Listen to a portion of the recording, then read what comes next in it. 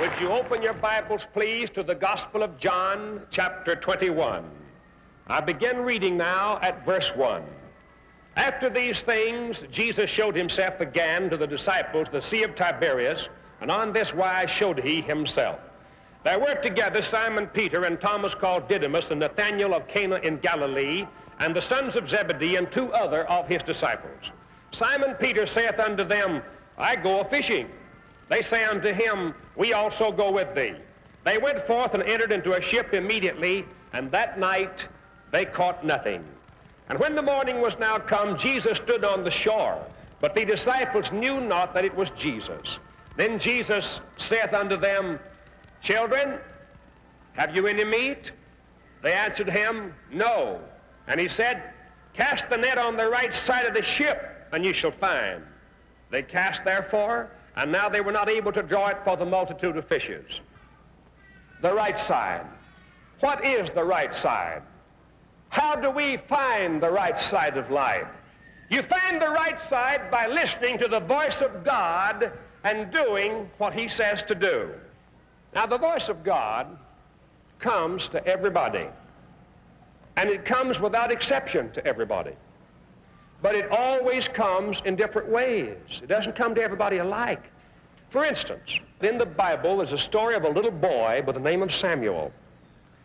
This little boy was at the temple of God one night asleep. And the Lord spoke to him saying, Samuel, Samuel? The little boy thought it was the priest Eli. And he ran into the priest and said, Eli, did you call me? He said, no, son, go back to bed. In a few minutes, the Lord said, Samuel, Samuel. He awakened and again asked Eli if he had called him, and Eli realized it was God. And he said, now, son, the next time you hear this voice, you say, Speak, Lord, for thy servant heareth thee. The little boy went back to bed. And presently the Lord said, Samuel, Samuel. He opened his eyes and said, Speak, Lord, for thy servant heareth thee. And the Lord did speak. And this little boy grew up to be the mighty prophet Samuel, who anointed David to be king over Israel. Now, that's the right side. The right side is when God speaks and you do what he says to do. It is not some geographical position. It is the attitude of the heart responding to the voice of God and the obedience of your life doing what God says for you to do. That's the right side. When Christ told them to cast the net over on the right side, and they caught 153 great fishes, and they came to shore, they found that the Lord had cooked a breakfast for them, and he said, come and dine. And he's been saying that to people ever since, come and dine. When they had finished eating, he turned to Simon Peter and asked him a question 3 different times. He said to Simon, Lovest thou me more than these?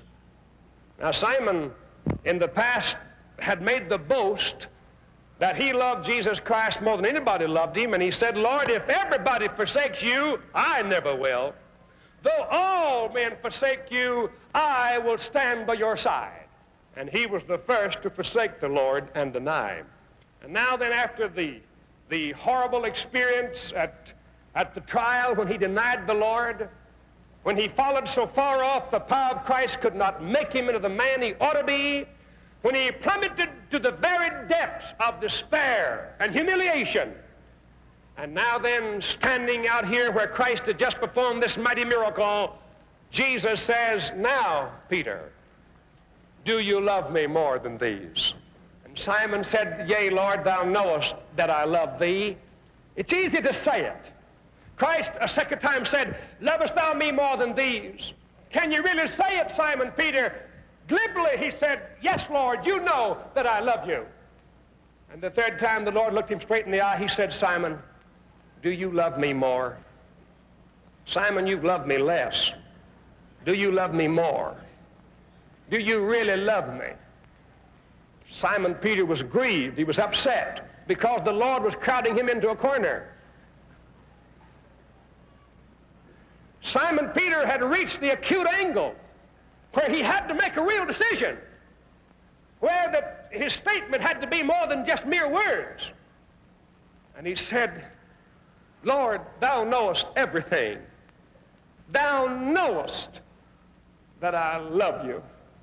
And Christ relaxed and said, yes, yes, feed my sheep.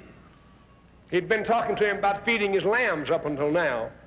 Now he says, feed my sheep. My friends, you can't fool God on whether you love him or not.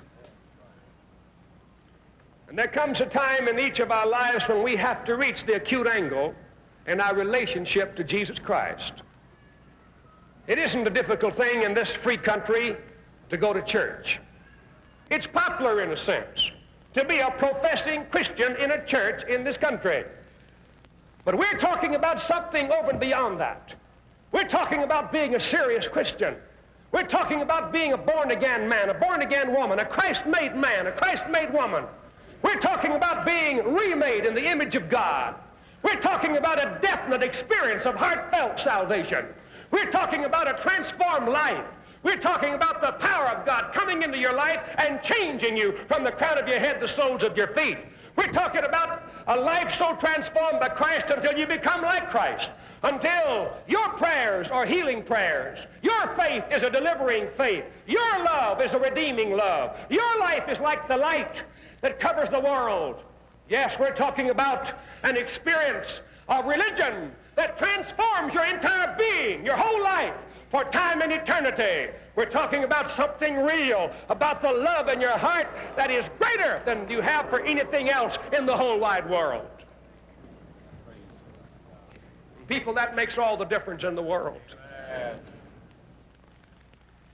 I cannot say too much about this.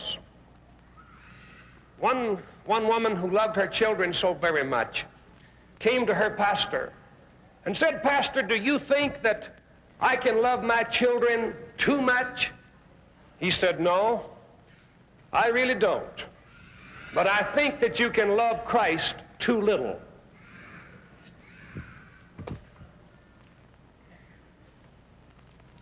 And we say, do you suppose I love my wife too much or my husband too much? Do I love this too much? The question you should ask yourself, do I love God more than I love anything else in the whole world? Do I love him more?